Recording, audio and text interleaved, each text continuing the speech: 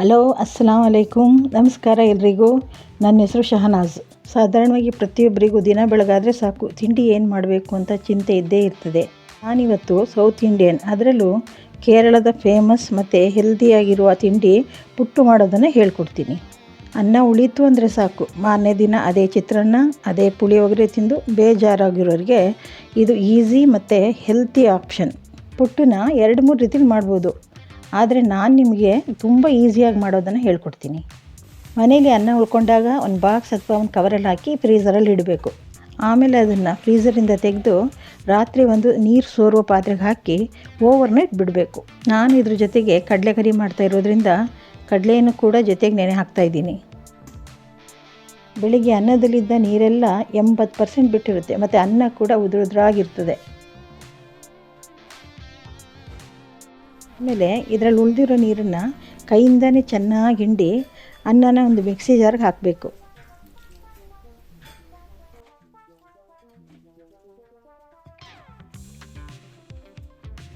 ನೋಡಿ ಅನ್ನದಲ್ಲಿ ಎಷ್ಟು ನೀರು ಬಿಟ್ಟಿದೆ ಅಂತ. ಆಮೇಲೆ ಇದನ್ನು 1-2 ಸಲ ಮಿಕ್ಸಿಲಿ 5-6 ಸೆಕೆಂಡ್ ತಿರುಗಿಸ್ಕೊಳ್ಳಿ ಸಾಕು. ಅನ್ನ ಹುಡಿ ಹುಡಿ ಆಗುತ್ತೆ.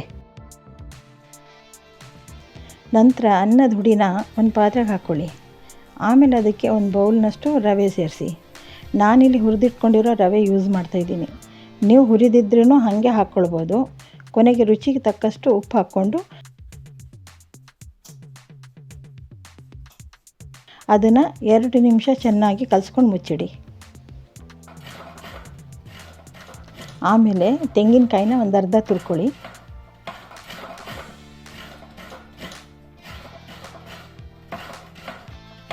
ಪುಟ್ಟು ಕೂಡ ಇಡ್ಲಿ ರೀತಿಯೇ ಸ್ಟೀಮಲ್ಲಿ ಬೇಯೋದು. ಅದಕ್ಕೆ ಪುಟ್ಟು ಮಾಡೋ ಪಾತ್ರೆಗೆ 2 ಜಗ್ ನೀರು ಹಾಕ್ಕೊಳ್ಳಿ.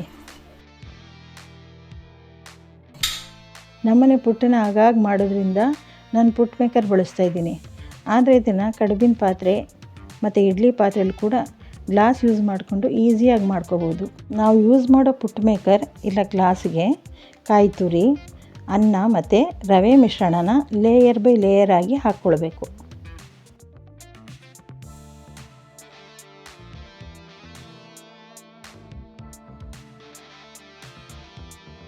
ಪುಟ್ಟು ಬೇಯೋಕ್ಕೆ ಒಂದು 10 ನಿಮಿಷ ಸಾಕು.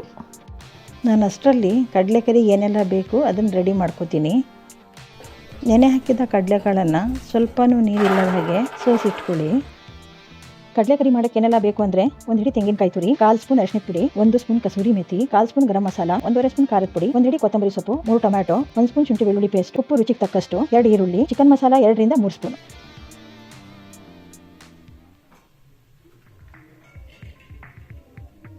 ಕಡಲೆಕರಿ ಮಸಾಲೆಗೆ 1 ಹಿಡಿ ತೆಂಗಿನ ತುರಿ, ಸ್ವಲ್ಪ ಕೊತ್ತಂಬರಿ ಸೊಪ್ಪು, 3ರಲ್ಲಿ 1 ಟೊಮ್ಯಾಟೊ, ಅರ್ಧ ಸ್ಪೂನ್ ಸೋಂಪು ಹಾಕಿ ರುಬ್ಕೊಳ್ಬೇಕು.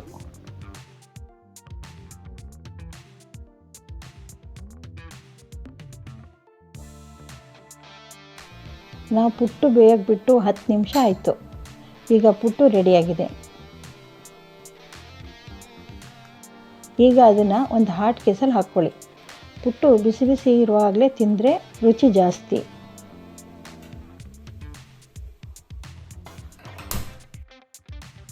ಕಡಲೆಕರಿಗೆ 4 ಸ್ಪೂನ್ನಷ್ಟು ಎಣ್ಣೆ ಹಾಕ್ಕೊಳ್ಬೇಕು.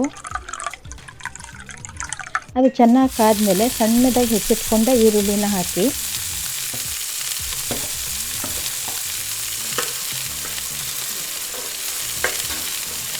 ಆಮೇಲೆ ಸ್ವಲ್ಪ ಉಪ್ಪು ಸೇರಿಸ್ಕೊಳ್ಬೇಕು. ಈರುಳ್ಳಿ ಗೋಲ್ಡನ್ ಬ್ರೌನ್ ಕಲರ್ ಬರೋ ತನಕ ಹುರಿಬೇಕು.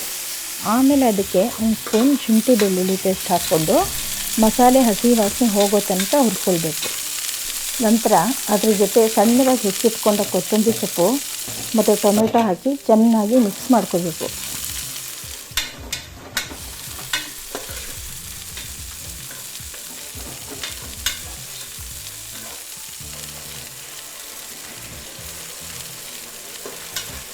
ಟೊಮೆಟೊ ಚೆನ್ನಾಗಿ ಬೆಂದು ಮೆತ್ತಗಾದ್ಮೇಲೆ ಅದಕ್ಕೆ 1 ಸ್ಪೂನ್ ಕಸೂರಿ ಮೇಥಿ, 1.5 ಸ್ಪೂನ್ ಅಚ್ಚ ಖಾರದ ಪುಡಿ, 1/4 ಸ್ಪೂನ್ ಗರಂ ಮಸಾಲ, 1/4 ಸ್ಪೂನ್ ಅರಿಶಿನದ ಪುಡಿ ಎಲ್ಲ ಹಾಕಿ ಸೌಟಲ್ಲಿ ಚೆನ್ನಾಗಿ ತಿರುಗಿಸ್ಕೊಳ್ಬೇಕು.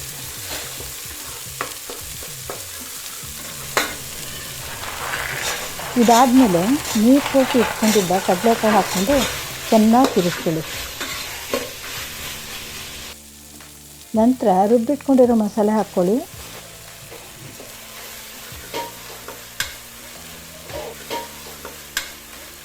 ಆಮೇಲೆ ಅದೇ ಜಾರ್ನಲ್ಲಿ 2 ಜಾರ್ ನೀರನ್ನು ಹಾಕ್ಕೊಂಡು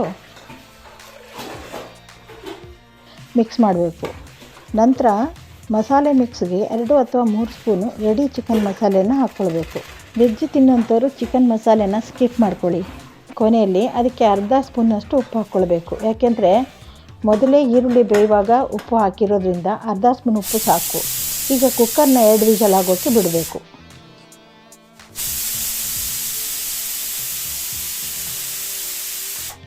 ಈಗ ಕಡಲೆಕರಿ ರೆಡಿಯಾಗಿದೆ.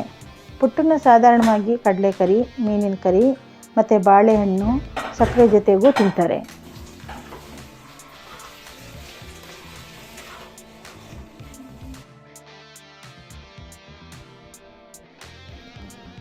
ಈ ವಿಡಿಯೋನ ಕೊನೆ ತನಕ ನೋಡಿದವರಿಗೆಲ್ಲ ಧನ್ಯವಾದಗಳು. ಹಾಗೂ ರೆಸಿಪಿನ ಟ್ರೈ ಮಾಡಿ ಹೇಗಿತ್ತು ಅಂತ ಕಮೆಂಟ್ ಬಾಕ್ಸ್ನಲ್ಲಿ ತಿಳಿಸಿ. ಮತ್ತು ವಿಡಿಯೋ ಇಷ್ಟ ಆಗಿದ್ದರೆ ಲೈಕ್ ಮಾಡಿ, ನಿಮ್ಮ ಫ್ರೆಂಡ್ಸ್ ಆ್ಯಂಡ್ ಫ್ಯಾಮಿಲಿಗೆ ಶೇರ್ ಮಾಡಿ.